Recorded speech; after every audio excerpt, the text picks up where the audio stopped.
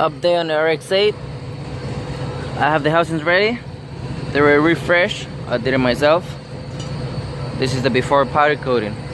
Let's see what color is gonna end up. Stay tuned.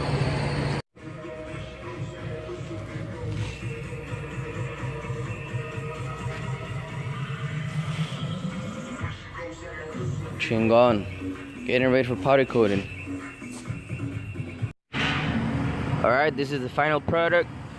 13B housings. Some type of copper color. Looking clean. My guys from B&J did a good job. So the housings are copper, and the irons more likely are gonna be white or black.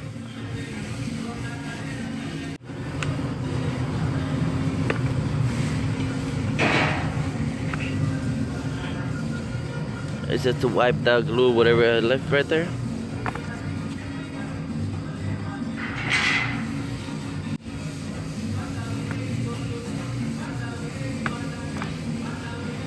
So what do you guys think?